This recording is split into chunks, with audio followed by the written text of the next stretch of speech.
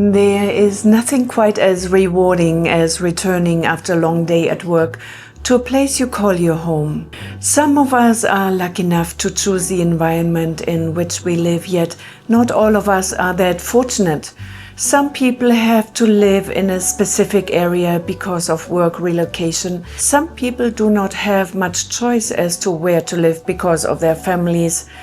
Some are bound to a specific place because of property they own there, and then for the rest of us, those who can and want to deliberately choose the region we call home, where to live becomes a crucial decision in our lives.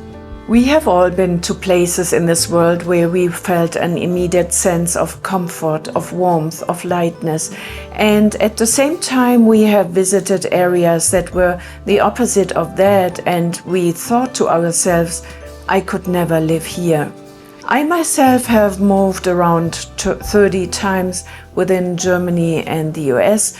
I have visited several countries and regions, and I always thought that it doesn't really matter that much where you live, as long as you can close the door of your home behind you after a day of work and spend the rest of your day in a place that is decorated according to your personality.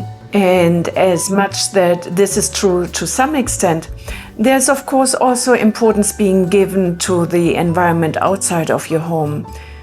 Looking at the question of where we live, human design gives a clear answer, which is that the environment plays an enormous role, impacting the quality of our lives in a profound way. That importance is not only about liking what we see when we look out of our window, or about the idea that the region needs to match our preference. Human design states that the individually correct environment creates positive circumstances in our lives. It attracts the people to us that inspire us. It establishes a sort of overall well-being, and it has a positive impact on our health. Looking back at my own life, reflecting on the many different regions that I have lived in, I can say that this was true for me as well. When I lived in an environment that was not correct for me, I didn't meet people that inspired me to be the best version of myself. I often felt energetically drained, and I had some accidents occur. At this moment now, I live in the correct environment. My health is good, I have several friends that I'm fond of, and I enjoy my work. Life is easy, light and flowing. The interesting thing is that I can only see this truth now, looking back at my life and comparing it with the present time. Before now, I had moved to places that sounded good because of certain ideas I had about them in my mind. But some of those areas, despite being beautiful or wholesome, turn out not to be beneficial for the certain type of human being that I am. Let's just state that we humans are all very different from one another and thus have different needs which need to be met in order for us to flourish in life. Just like in the animal world, a polar bear is thriving in an Arctic environment, while a brown bear is flourishing in a mountainous environment. So, according to human design, some of us thrive when we are surrounded by mountains. Others need the open view of a valley. Again, others need to live by a body of water. Then there are the people who need a cave or closed space. Some need the creative atmosphere of a kitchen or the busy energy of a market. Within these categories are subcategories, nuances when we, for example, distinguish between natural and artificial shores. Human design does not tell us that we have to follow the exact life path that is recommended to us individually, but rather to experiment with it and see how our life unfolds once we live in the correct environment. We are encouraged to make adjustments in a space that is not correct for us as well. Let's say you're a mountain type, but you live in a plain area. You can, for example, then try to live in an apartment that is higher up and thus gaining a higher perspective. And so there are ways of experimenting with your design, even if in the end some of us have to recognize that we have to maybe be more radical in our experiment and ultimately move to the area that is correct for us, despite challenges and uncertainties that will usually accompany a big move in which a clear vision of our future life is not present yet. But we can be certain that if we live in the correct environment and are living close to the way we are meant to live from a design point of view, life will come to us in the form of the right people entering our lives, in the form of money, work, health, and in a perceived level of happiness. I'm someone who thrives in an environment of external markets, meaning I need to be somewhere where there are others, where there are markets, where there is money and goods being exchanged. I'm aware that in some discussion groups about the coming collapse of society, people are being warned about 5-minute cities and urged to move into the countryside, as there wouldn't be any access to food and water in the big cities in case of a natural disaster, for example. Yet I have tried this. I have tried to live in the country near a small town for years, and in retrospect I can state that it didn't work out for me. Years ago, after my divorce, I needed a new place to call my home, and I moved from the city of Austin to the countryside. For as long as I can remember, I had been interested in a healthy lifestyle. Not in a too restrictive way, yet let's say in a moderate way, with light exercise, certain supplements, less processed food, minimal alcohol consumption, and so on. It then only seemed logical to live in the countryside, surrounded by beautiful nature and animals, breathing clean air and living a slower pace of life altogether. And so I would live there for the coming 5 years, with my mind telling me that this was the way I was supposed to live. Every day I admired the beauty of the Texas Hill Country.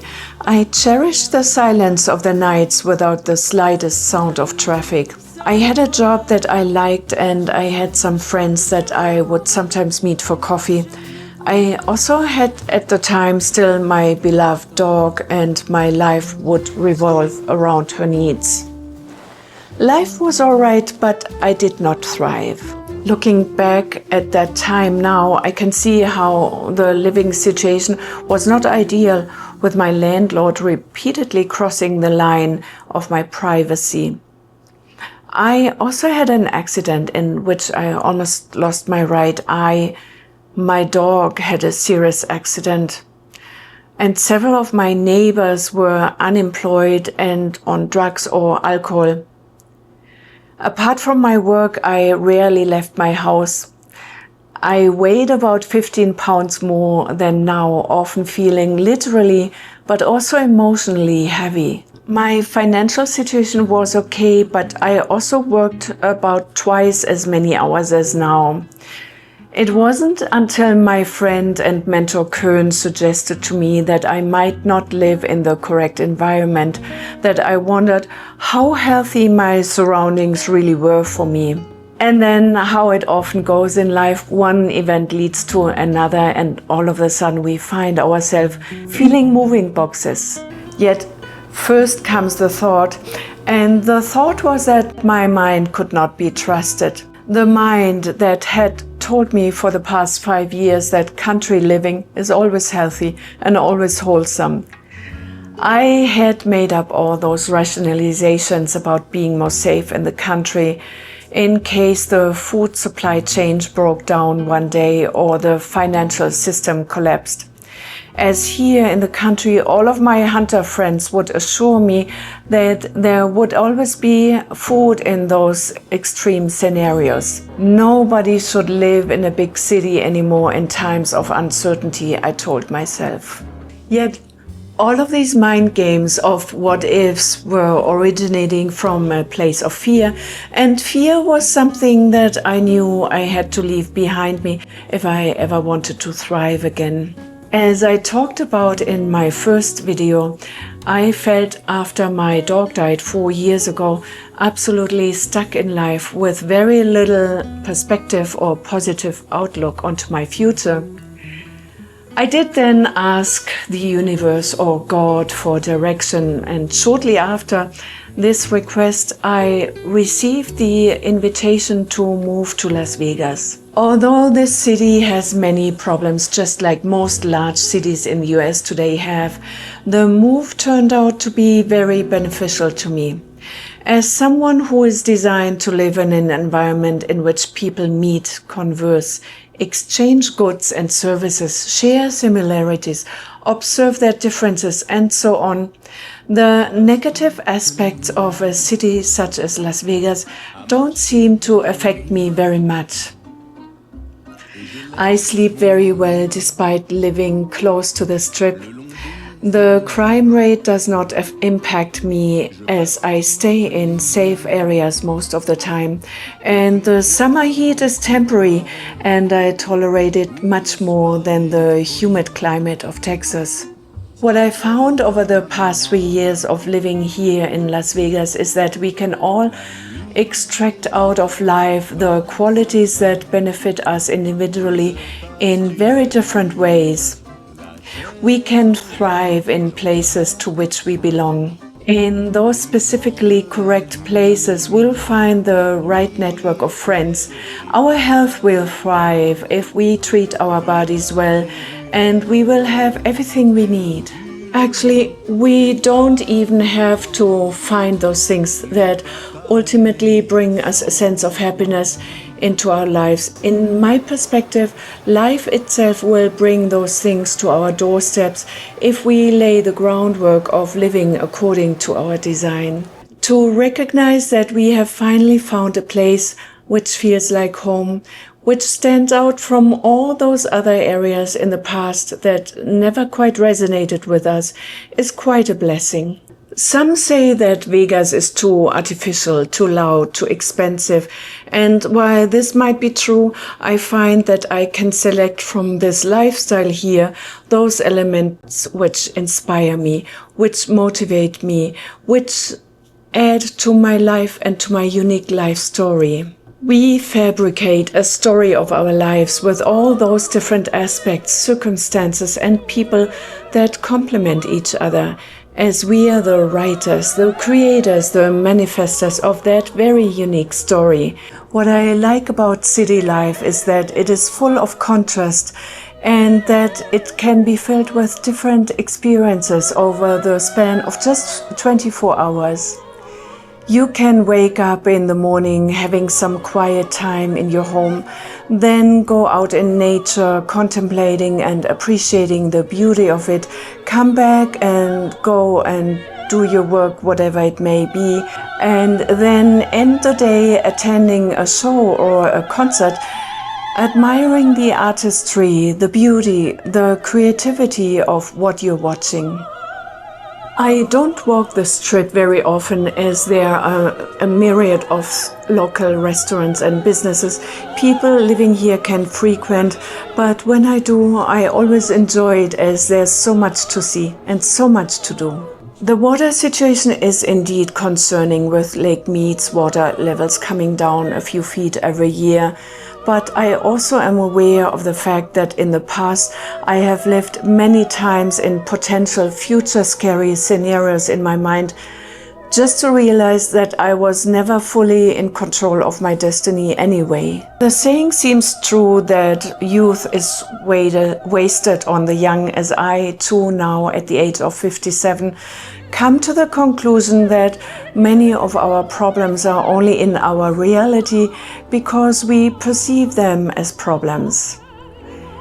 I have come to realize that after all, we are here on this earth in order to learn. And we might just aspire to have as much fun as possible while we are learning, while we are experiencing life, while we are watching this epic movie that our unique life is.